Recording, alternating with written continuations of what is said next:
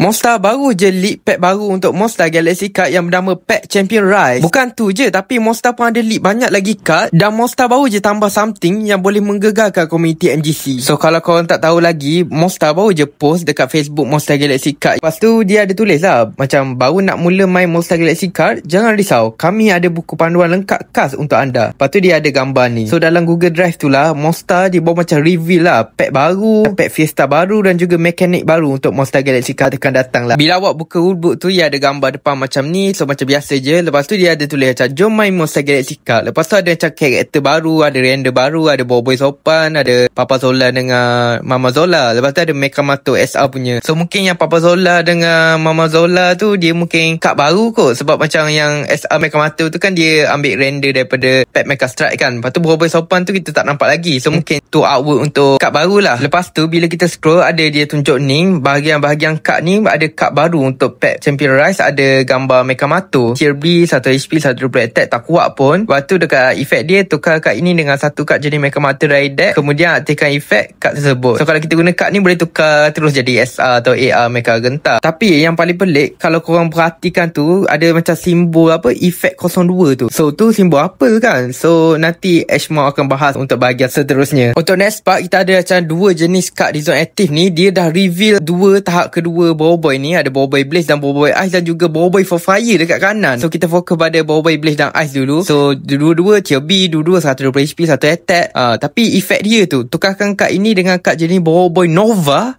So kad ni boleh tukar jadi pada Nova. Lepas tu yang Ice tu boleh tukar jadi Boboiboy Blizzard.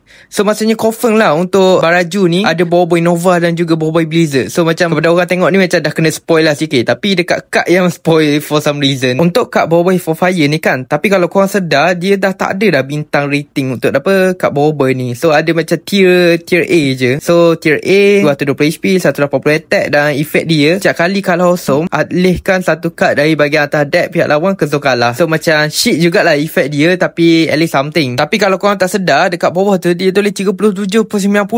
So maksudnya untuk pack Fiesta 2026 dan 2027 ada 90 kad dalam set ni. Memang banyak lah, sebab untuk tahun lepas kita ada dalam 30 kad je, yang ni ada 90. So darab 3 tu tak masuk SR dengan AR lagi. Jadi ada pack Fiesta baru 2026 dengan 2027. So memang excited gila lah untuk tahun depan Monster Galaxy Card. Untuk bahagian kad sokongan dan kad sokongan kekal, kita ada kad baru. So ada kad sokongan kuali yang kita tak kisah sangat. Yang kita kisah kad sokongan kekal Cimubok ni. So kalau korang baca efek dia, HP tambah 200 untuk kad di zone aktif pemain yang mempunyai HP kurang dari 100. Penambahan HP hanya sekali bagi setiap kad. So basically dia nak cakap, bila kita letak kad sokongan ni, kad yang dekat zone aktif kita, kalau dia HP dia bawah 100, dia akan buff 200 HP, which is macam gila sangat. So kalau kad kita guna kad tua kan 40 HP, lepas tu bila kita letak kad sokongan ni, dia boleh jadi 240 HP. So memang kuat, tapi attack dia tak tambah lah. Tapi kalau kad yang lemah-lemah tu, maksudnya kalau kita nak bagi adik main ke, kita boleh letak kad sokongan kekal ni. Personally, Ashmore tak tahu meta ke kad ni, tapi Ashmore nak tengok sangat orang dekat championship dia letak kekal tua 2 ekor tu dekat dalam deck dia. So akhir sekali inilah yang paling penting sekali Ashmore rasa. So turutan efek kad di zone anti menggunakan icon effect. So untuk mekanik baru, so ada icon effect untuk kad baru Monster Galaxy Card. So efek 01, efek tiap besar ataupun sedut efek. So efek tu akan jadi priority dahulu. Lepas tu ada efek 02, efek pada diri sendiri. Lepas tu efek nombor 3, efek pada pihak lawan. So efek yang boleh kena kat pihak lawan sajalah. So maksudnya kita ada